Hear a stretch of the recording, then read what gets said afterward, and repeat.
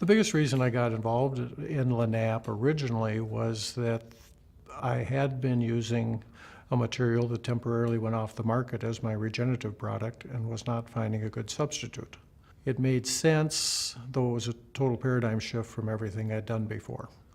Talked to them quite a bit, and once I found out there was a 6-month money-back guarantee, I didn't like anything else I was doing, so I was willing to try it based on 3 or 4 people at the meeting that had used it and loved it. I expected to send it back when I went through the training, and probably by the time I did my first couple of post-ops, I was already scheduling people out more than 6 months because I knew I was keeping it just based on the original healing.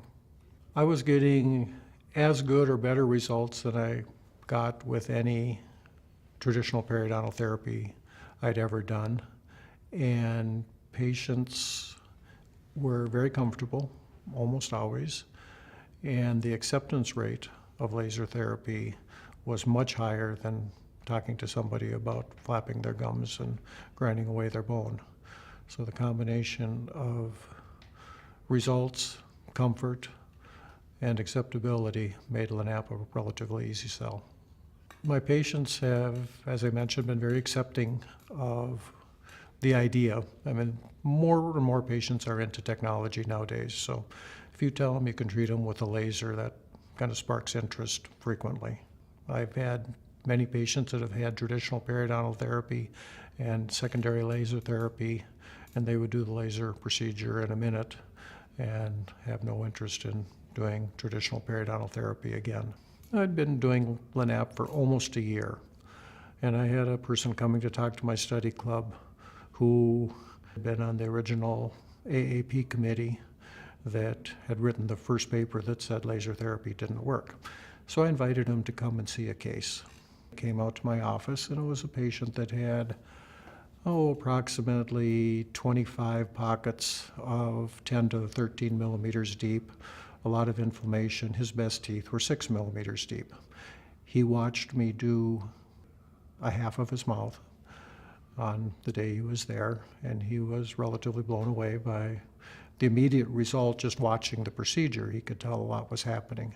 And when I was able to show him the results 9 months later, this patient had a half a dozen 4 millimeter pockets at the end, and his picture looked like he had never been treated. That man now has a laser, and he's been lecturing on it to some of his former people that he used to lecture against lasers for. So that's probably my most memorable case. In terms of the other laser companies, there are a few that have tried to piggyback off of the LANAP protocol, but none of the other laser companies are able to do the LANAP protocol per se. They can do similar procedures with a similar laser, but do not have the pulse rates available to be able to treat the way we treat. LANAP has gone through all the studies to make sure that they got the approval, they have the approval, and nobody else does. For the future of periodontics, I think lasers are here to stay. I started telling people in the Minnesota Association of Periodontists a year after I got my laser that you might as well get it now, because the day will come when everybody will be using it as their standard procedure. It's going to be the best way to treat periodontal disease into the future. You know, this combination has worked wonders on some extremely deep pockets, and I can't understand why other people don't use it. I've successfully treated many teeth that could not have had surgery because they would have fallen out if you pulled the tissue aside.